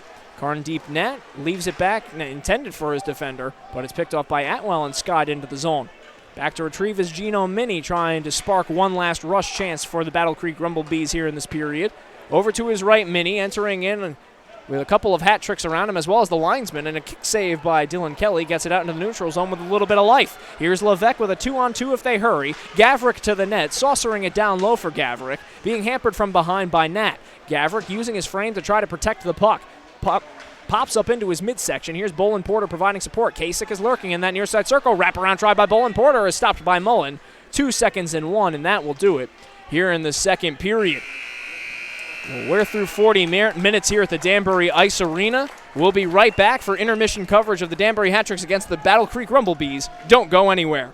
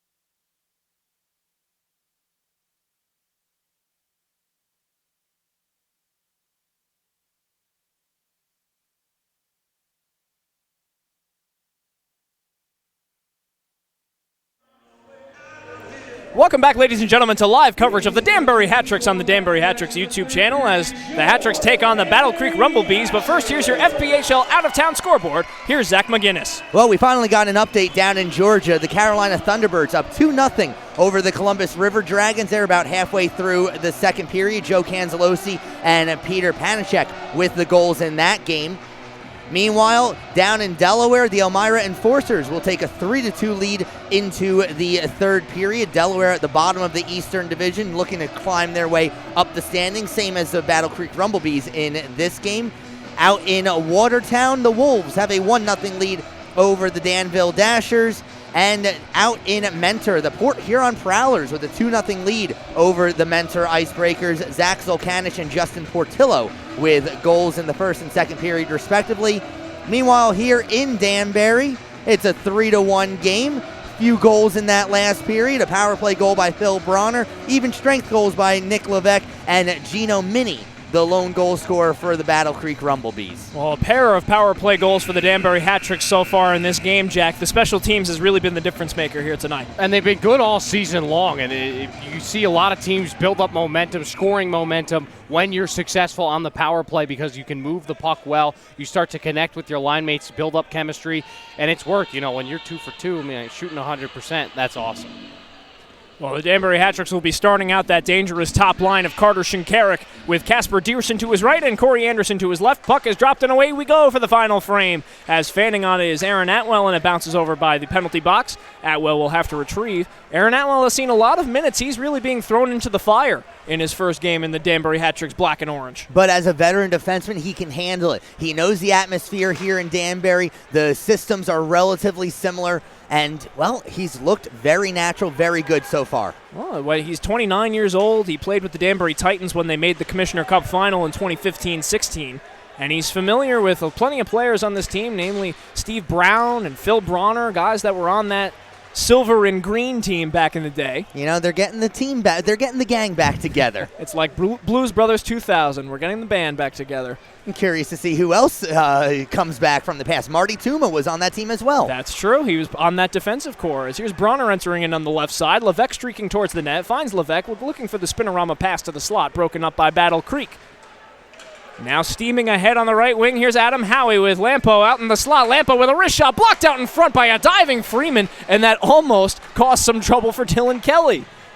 Yeah, really good concentration for Kelly on the redirection. Sticks out his left-hand glove and makes the save. As Johnny Ruiz took a stick to the skates trying to nurse a trip a little bit as he was winding up on a slap shot. Redirected off of a defensive stick, fighting forward in the near side circle is Nick Levesque. He spins around, tries to wrap it around the boards, but it's taken away by Gino Mini, and the Battle Creek Rumblebees will have a moment to settle things down a minute and a half into the third period. Here's Vlad Gavrik in on the left side, in with Gordy Bennell. Kendall Bolin Porter streaking towards the slot, and the puck hops over his stick. Over towards the Battle Creek bench, and it's Cardeep Nat that's lifting it up into the air towards Dylan Kelly, and he stymies the play with a minute 56 gone by here in the third period. And Cardeep Nat, guys, is one of those guys. First off, I find it highly ironic that a man with the last name Nat is on a team named after insects, named after the bees. I was thinking it, I didn't say it before. I hadn't made that connection yet, guys. Good broadcasters would not bring it up, and yet here I am. So you're a better man than I, Jack. Faceoff is taken and won by the Danbury Hat-Tricks to the right of their netminder. Here's Corey Anderson speeding up ahead on the left wing. Out to stop the puck is Jacob Mullen. Mullen now has to do battle with Corey Anderson in the far side corner, and Mullen had one of his defenders, that was number 6, Nathan Margits, who had to patrol the crease ever so briefly for the Battle Creek Rumblebees. Here's Nat taking a swing and whiffing on the puck. It rolls off of the blade of his stick. Fighting forward in the near side corner, poking at it, Kyle Gonzalez, trying to win it back to his defender is Margits. Taken away by Gonzalez, and Aaron Atwell spins and leads the charge up ice. Feeds Corey Anderson, and once more in with speed, Shinkarik trying to settle the puck down in the slot, and it's knocked off his stick and goes once more out into the neutral zone.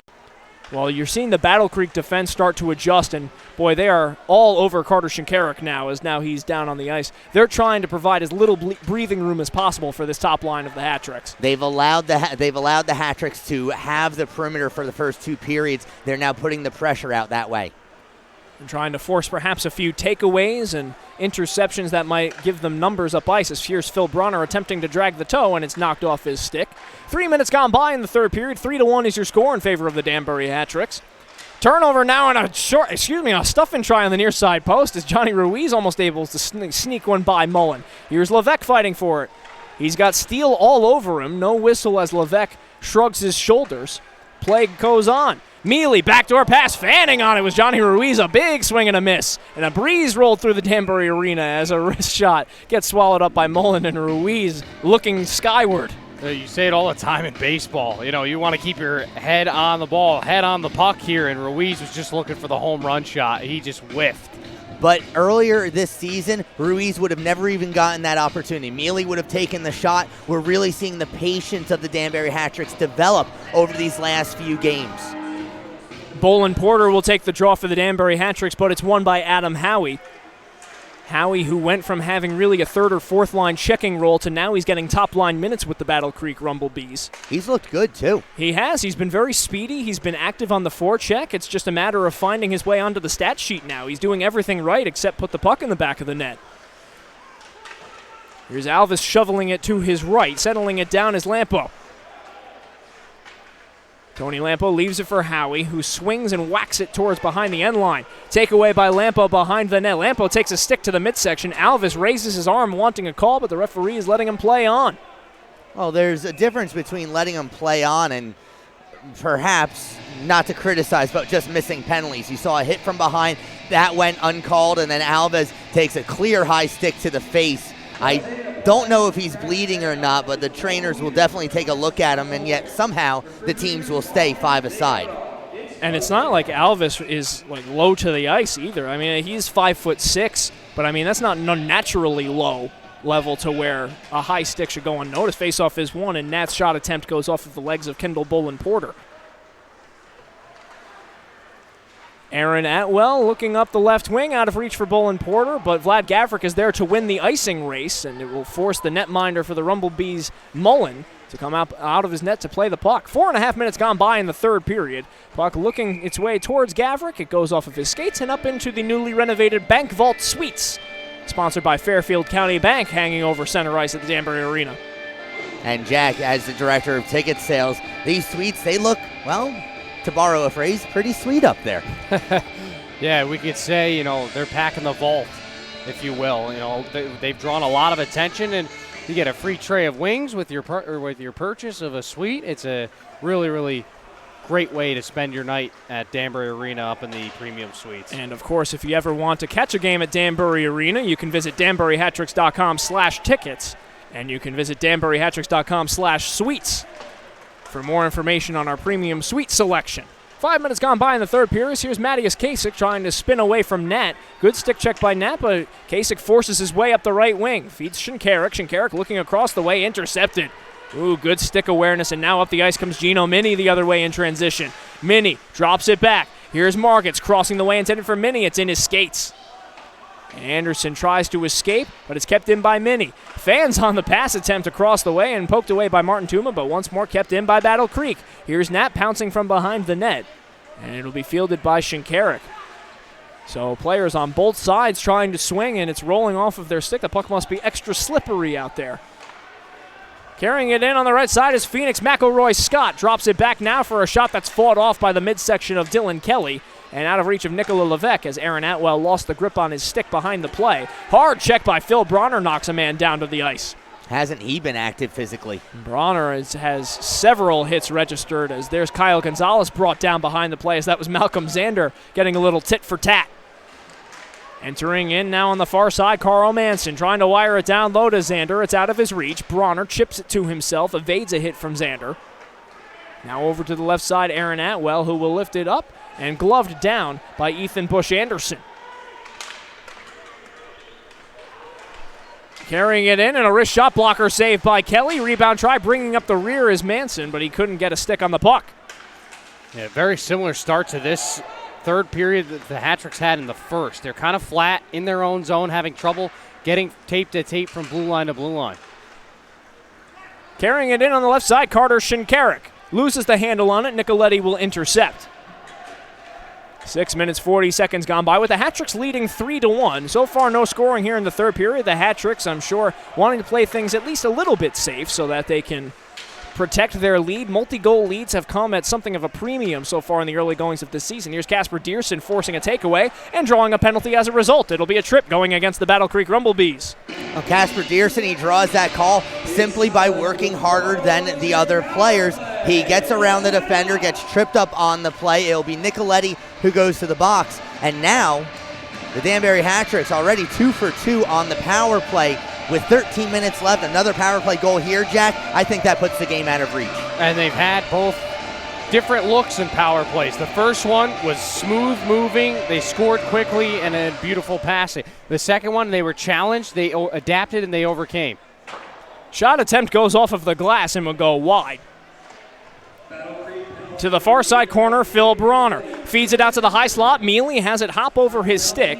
Trying to chop at it, settle it down. Now he maneuvers over to his left to the Danbury Colonials logo. His slap shot is fought off by Mullen. Mullen didn't know where it was. He thought it was in his padding. Mullen thought he had it, but we're seeing yet another Battle Creek penalty kill. They're being much softer on the pressure this time. Now here's a feed out intended for Ruiz and out of reach of everybody, and Phil Bronner will maneuver his way back. He's being aggressively pursued from behind by Tony Lampo. Lampo with a good check to strip the puck away. Now a stuff and try on the far side. Post is saved by Dylan Kelly. Love that hard work by Lampo, and then he realized he doesn't have anything left offensively, gives it back to the defense, kills off another 15 seconds from this power play. An excellent play, and this kind of savvy play. If you're Tony Lampo, you're skating back to the bench saying, that's how it's done, boys. Let's get more. And you also see, you don't see that from Phil Bronner too often. That's true. Bronner doesn't get stripped. He's nobody's fool. He's a veteran. As Shinkarik's shot gets shouldered off by Mullen. 53 seconds to go in the power play for the Danbury Hat-Tricks. They've gotten a couple of shots on goal. They will leave out Shinkarik, Bunnell, Anderson, and Gavrik as the 4 forwards. Aaron Atwell will complete the 5-man unit. Taking the draw opposite them will be Nathan Margits. And Margits trying to poke it forward and get it out of the zone, but it's kept in at the blue line by Aaron Atwell. Has Anderson to his right, Gavrik to his left, feeds the one-timer. That's a paddle save by Mullen up into the netting. I like the shot by Gavrik there. Most importantly, he gets it on goal. How many times? We mentioned it earlier. You miss that shot wide, it's going to ring around the boards like a roulette wheel and clear the zone for the penalty killers. Great shot by Gavrik, keeping it low. Face-off one, and trying to poke it towards the net was Gordy Bunnell. Bunnell feeds Atwell. Switches places with Corey Anderson as Anderson now makes his way to the near side circle. Anderson loves setting up for that one-timer at the near side circle, and it's stripped and taken away. Good play by Margits to send it down the full 200. Yeah, it's Aaron Atwell. He makes that pass. He doesn't have to make that. They're not pressing him high on the blue line. He's actually had a lot of space up there even when the puck's rolling on him. Battle Creek, they're not pushing him. He can hold on to that a second longer and find a better pass. Shinkarik entering in, dropping it back for Corey Anderson. Now leaves it for Atwell. His wrist shot goes off of a defensive body. 2 seconds in one, and that will do it for the power play. As here's Gavrik in the near side corner. Feeds it down low to Shinkarik. Shinkarik's sharp angle try goes off the glass. Now it's a Bunnell in the slot. His shot is fought off by Mullen. Good awareness through traffic is Mullen. Now Atwell takes a step in. Wrist shot wide. A shooting gallery forming for the Hat-Tricks as once more out to Aaron Atwell. Has Freeman to his right. Bunnell down low to Shinkarik. Rolls off his stick.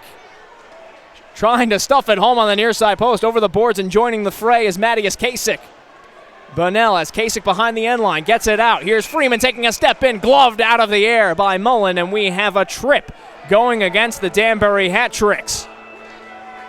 Like you mentioned, Casey, a shooting gallery out there. The difference was this time the Danbury Hat-Tricks were actually getting them on goal. They're out shooting the Rumblebees by a 26-21 margin, but now Carter Shinkarik finds himself in the box 2 minutes for tripping, and we get to see Battle Creek's power play once again. This is a huge penalty, power play opportunity for Battle Creek. This could change the difference of the game right now. 10 minutes, 23 seconds.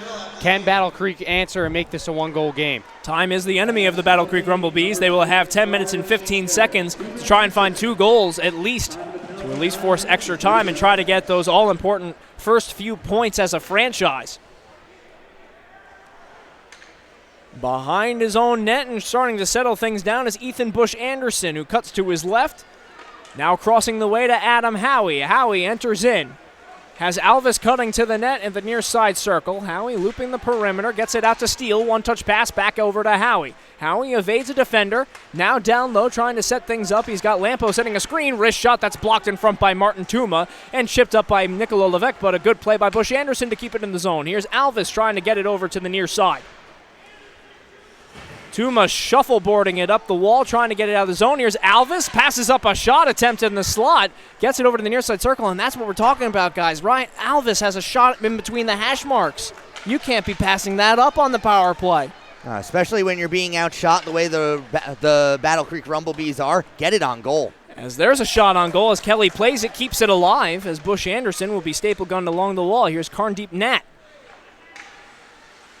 At the far side circle, takes a step in, wrist shot rattles around the glass, and will find its way out of the zone. And how many times have we said that today as well? As 35 seconds to go on the power play. Here's Steele, evading Bunnell, cutting in behind the defense. Backhand try is staved by Kelly and steered out of danger by the hat tricks. And boy, that one I think might have caught the Danbury defense off guard as we have 20 seconds remaining in the power play as Kelly pounces on the loose puck. That took a funky bounce off the official, and Kelly's playing no games. He does not want that thing rolling out in front. Dolphin dives on top of the puck, make sure it gets that stop. But again, we kind of pointed to each other, Zach. The puck rolls around the boards after the wide shot. It's the little things that Battle Creek is missing right now from being going from a good team to a great team and finding that first victory. Got to hit the net. And like their head coach and general manager Adam Steele said, you have to simplify things. That's what they're trying to do. 15 seconds to go in the power play, and it's taken away from Nat and forced up the wall by Dearson, but not terribly far. As it's immediately sent back in by Carndeep Nat, he's harassing Gonzalez from behind and forces a turnover. Aaron Atwell now having to pick up the loose change. Anderson doing battle with Markets behind the net. We are back to even strength. As a lead pass now goes all the way down the length of the ice, Mullen will shovel it over towards his defense. Here's Corey Anderson. Sliding to his right and leaves his feet, and we have 1,000 fans in the stands who want to call, but no such luck. At least 1,000 here tonight. Gliding up the right wing, trying to direct it towards the net was number 21, Malcolm Zander. Leaves it for Manson. Manson has it on his backhand, one-handing it away from Johnny Ruiz. Errant pass is intercepted by Casper Dearson. Now over to Matthias Kasich. Kasich on the right wing. Has Ruiz cutting to the net. Kasich's shot hits off the defensive stick of Minnie. 7:35 to go in regulation time with the Hat-Tricks protecting a 3-1 lead and a Let's Go Hat-Tricks chant up from the Danbury Hat-Tricks faithful. Spinning away is Ruiz, calling for it and getting it as Freeman steps in, wrist shot saved by Mullen. And he holds, and we get a media timeout with 7:24 to go in the third period. Well, the Danbury Hat-Tricks now find themselves 7 minutes, 24 seconds away from 3 points, and the Danbury Hat-Tricks need to close out games, and they're getting one of the best goaltending performances from Dylan Kelly. Only 1 goal allowed in this game so far. Yeah, he's been sharp, and he should have made that save on that 1 goal he's let in. The best thing I think from Dylan Kelly, he responded right after that. Hasn't seen a ton of shots over the second and the third period, but he's made every save he's needed to after he let in that goal.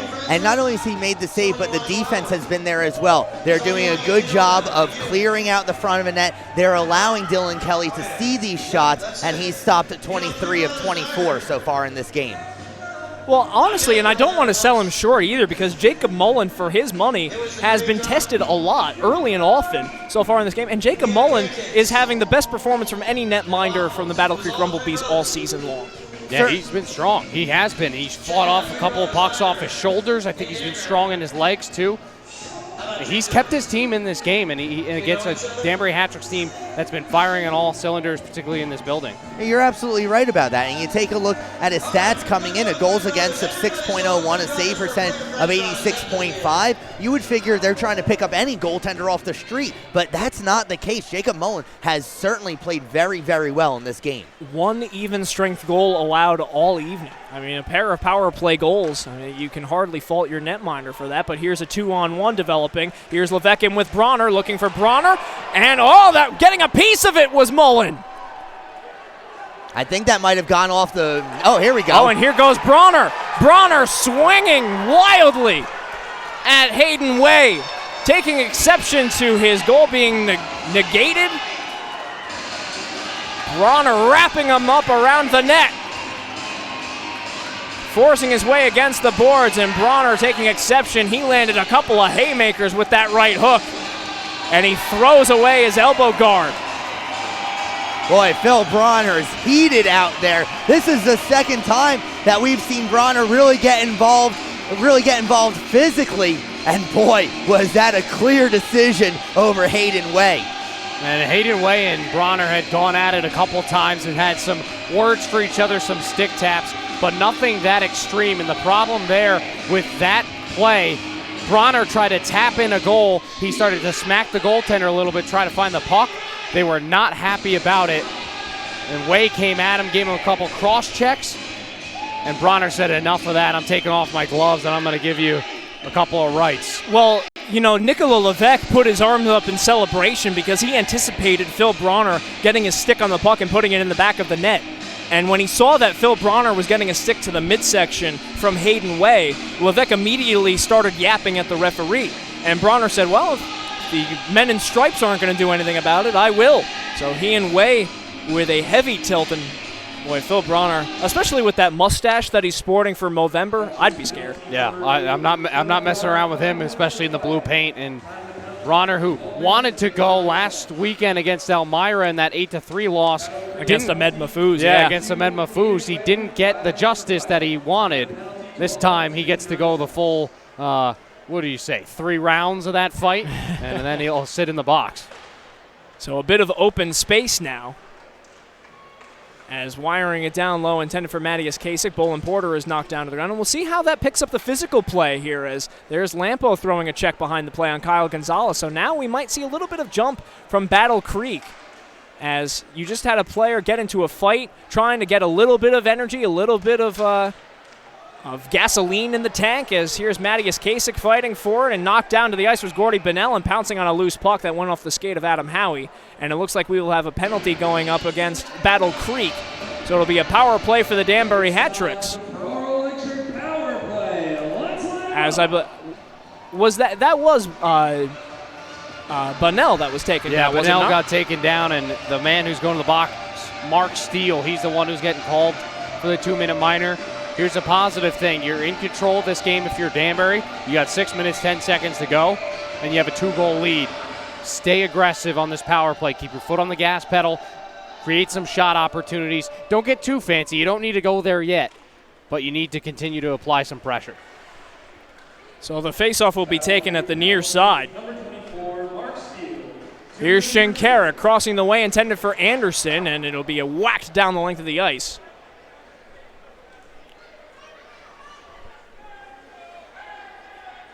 Atwell settles things down as a Let's Go hat trick comes up from section 102, which has come alive with the fisticuffs. Here's Bonnell, keeping his feet moving to his backhand. That's blocked aside by David Nicoletti. Loose puck behind the net. Anderson has a man out in the circle. That's Atwell. Tees up a wrist shot. That goes well wide. And Atwell, you could see the flex of his stick as he really leaned on that shot and just shanked it a bit. Here's Atwell once more with some space in front of him. Minute 10 to go in the penalty kill here for Battle Creek. Feeding the one-time shot in Shinkarik well to the right of the net. Bonnell with Anderson making his way to take away the eyes of Mullen. Playing the cycle game, trying to get it out to Shinkarik. And boy, you can certainly tell the roadmap to success for the Danbury Hat-Tricks on the power play has been trying to get it to Shinkarik in between those hash marks. Yeah, and Battle Creek played that well. They pinched down on him a little bit. And there's Shinkarik bumping up against Mullen, getting intimate. They've been pinching down on Shinkarik in the slot a couple of times. Gavrick's trying to move into that slot area to try to find that pass from the near side circle. And they've done a good job, especially on this penalty kill, of just forcing that pass through and not getting a shot away. But you have to look for more opportunities, I think, from the perimeter. What's surprising me with this Danbury power play is how high that bumper position's playing. Normally you'll find them in the hash marks, in the slot. Instead, Danbury, they have them up by the top of the circles. It makes for some tight maneuvering up by the blue line. 30 seconds to go here in the power play for the Danbury Hat-Tricks as Mealy directs it to his right to Johnny Ruiz, who flips it across the way once more to Casper Dearson, who enters in. He gets checked by a fellow number 16 in Gino Mini. 10 seconds to go in the power play as Mealy leaves it for Levesque. Tapping for it once more as Mealy. Dylan Kelly alerting his teammates that the penalty is about to expire. As Ruiz at the far side circle has a forechecker in front of him. We're officially back to 5-on-5. Mealy, here's Dearson fanning on the shot attempt. And here's a man up ice. Here's Alvis breaking in. In on Kelly. Alvis shoots. Stopped by Kelly. He got the toe on it. And a roar of approval here from the packed house as Dylan Kelly sticking out his long 6'5" legs and getting a piece of it. But once again, we're seeing the opposing team getting behind the Danbury defense. That one was unexcusable. That's somebody coming out of the box, having time to go to the bench, and Alves coming out with all that time. Danbury's defense has to take a look behind him. Here's Lampo, high slot wrist shot saved by Kelly. It popped in and out of his catching glove. Rebound, they score! Vinny Suzy brings the Battle Creek Rumblebees in within one. What a job by Vinny Suzy. First he leaps, he grabs that puck out of midair, puts it on his stick, and wires one over the glove of Dylan Kelly. Not much that Kelly can do on that one, though it beats him clean. But my goodness, what effort by Vinny Suzy to make this a one-goal game. Yeah, and the Hat-Tricks, they think they clear the puck. Suzy's efforts, the difference maker there. He's got space in front of him, and that's why Kelly's down a little bit. Top shelf wrister, that's a pretty shot, pretty finish on a heck of a play. That's a good point. You mentioned how Kelly was low. He was already down in the butterfly. That's what opens things up upstairs over that glove hand side. If he's standing up, he doesn't have anything to shoot at. So Vinny Suzy gets his second goal of the season as a backhand shot. They score! Gordy Bonnell answers back for the Hat-Tricks. It's 4-2. What a response by the Hat-Tricks. It's a messy play down low. Bonnell gets the puck on his backhand and right under the crossbar. Not much, again, that Mullen can do there as he's trying to track that one through traffic, but that's the kind of response Danbury needed. Yeah, that is the biggest thing, is response. Right after that goal goes in on Kelly, and you see the support from Atwell and Tuma going back to their goaltender saying, hey, we got you. We're going to respond for you. They get another 2-goal lead. Really, really good, because we've seen this happen too many times. The story's been written before where the Danbury Hat-Tricks give up a goal, let the team back into the game. They've responded again and have provided that 2-goal cushion. And how deflating for Battle Creek as well. They just had themselves a 1-goal game, and less than 15 seconds later, they have the same hill they have to climb before, but now with even less time remaining. So Gordy Bonnell finds the back of the net, and just when the Battle Creek Rumblebees had a little bit of hope, it gets immediately sapped out of them as Dylan Kelly is to the bench, as we have a delayed call coming up for the Battle Creek Rumblebees as they touch the puck. And to the power play go the Danbury Hat-Tricks. Disastrous for Battle Creek. You have the 1 goal, you're down by 1. You have 3.5 minutes to get it back. Not only do you give up that goal, and now it's a 2-goal deficit again, now you find yourself in the box one more time. Assuming no other penalties, they'll be back at 5-a-side with 49 seconds remaining. Very tough to deal with. Yeah, over the last 45 seconds, we've seen goal for Battle Creek, and then all of a sudden, Danbury's right back in the driver's seat. They score right back after that. They draw a penalty. They're in control of this game, and they can hang on here over the next 49 seconds after the end of this penalty. and hold on to try to find their third victory in franchise history. Well, responding has certainly been a point of focus for the Danbury Hat-Tricks, because the shift after goals, both for and against, has been certainly a focal point for Billy McCreary and company. They want to make sure that if they get scored on, they're right back to work on the following shift. If they score a goal, you don't let the foot off the gas pedal in the following shift. Anderson at the near side circle with 90 seconds remaining in the power play. 2:15 to go in regulation time. The Hat-Tricks lead 4-2 now after Gordy Bonnell's fourth goal. Here's Shinkarik. Switching places with Aaron Atwell. Slowly skating his way over to the short side, and his shot goes off the side of the net and up into the netting, out of play with 2:02 to go in regulation time. And Casey, with what you're saying about keeping your foot on the pedal, well, the Danbury Hat-Tricks are up by 2. We're about 2.5, well, now 2:02 remaining in regulation time. I would expect more of a possession-based power play for them. Keep it to the outside, the clock is on your side, but instead, they're still shooting. They want another goal. Mealy maneuvers his way to the high slot, has Dearson to his right, pitch and catch. Here's a long shot by Mealy. I believe that caught the skate blade. And here's Howie lurking at the blue line, so trying to get a little short-handed break there was Adam Howie, and why not? You're trying to get any offense you can as we hit the 2-minute warning in regulation time. We didn't mention this, guys. With the power play, you're not able to pull your goaltender. He's got to stay in between the posts. Yeah, not really. Well, you can pull them. It's not always a good idea. It would be 5-on-5, though, and that's always risky. I mean, especially since the Danbury Hat-Tricks have been so good at maintaining possession of the puck as the game wore on. Mealy enters in at the far side, drops it back now for Dearson. Dearson's wrist shot is stopped by Mullen. It goes off the glass. I believe that caught the sleeve of Mullen on its way towards the net. Levesque picks it up. Minute 10 to go in regulation time. 15 seconds to go in the power play as that shot from Ruiz is a bit too high. It goes up into the netting. Was it deflected? That will make the difference. No indication. I believe the referee will say that it was deflected and the faceoff will stay in the attacking zone. I could be wrong. Listen to the response for Phil Bronner. You saw him at the bottom of your screen. He's got the boys on the bench pumped up with that fight and with that victory. Well, that is Danbury hockey to a T, of course. That is. That's very true. Danburians love their physicality, and they love a little bit of Donnybrook on a Friday night. Little Donnybrook. A lot of Donnybrook. A lot of Donnie. You can't get too much of Donnie. No. Some tussles, perhaps.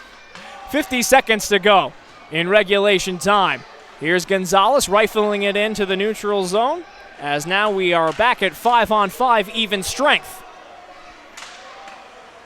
Casey, I'm not seeing Mullen even look towards the bench right now. Yeah, right now they're just going to play it conservatively and run out the clock, and mostly because Battle Creek hasn't been able to get the puck cleanly into the zone as Martin Tuma's shot is stopped by Mullen. Tuma was hunting for his first goal of the season. You don't normally see Tuma get involved offensively like that. Why not? A little bit of open ice. Hasn't had a goal in 3 years of professional hockey since he's been retired. Final 10 seconds counting down here at the Danbury Arena. The Danbury Hat-Tricks earned their third victory of the FPHL inaugural season. They top the Battle Creek Rumblebees with a final score of 4-2. The Rumblebees fall to 0-10-0 on the season.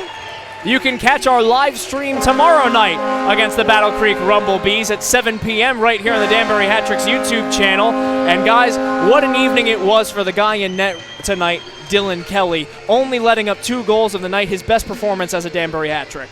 Yeah, he was sharp. He came out right off the bat, and Battle Creek came out with the right energy they needed in this game to start off.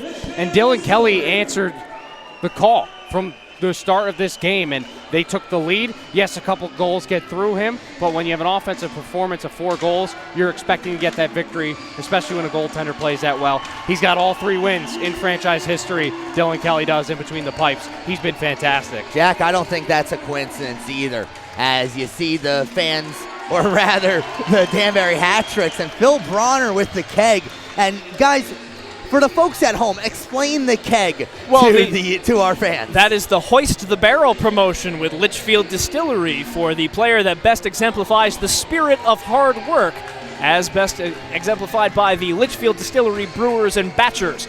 And for his fisticuffs in the third period and his power play goal, Phil Bronner gets the honors of hoisting that 35-pound barrel over his head. Well deserved. So it won't go to the player who necessarily has a hat trick or has 55 saves. It's going to be the guy who's the hardest working player who makes a difference, Phil Bronner. And it's like the Broadway hat with the New York Rangers, or like, you know, a lot of teams have a hard hat or a shovel or a wrestling belt like the Arizona Coyotes have, or you have plenty of different traditions that get passed around in hockey. It's the start of a new one here in Danbury. Hey, you know what? Especially here with an expansion team, every single game is a new chapter of history here in Danbury. This was a city that was starved for hockey. Take a look at Battle Creek. They were missing out on hockey as well. Two cities that are very happy to have professional hockey back in their environs. And, well, the fans here in Danbury, they get to go home happy. And you feel for Jacob Mullen as well, who really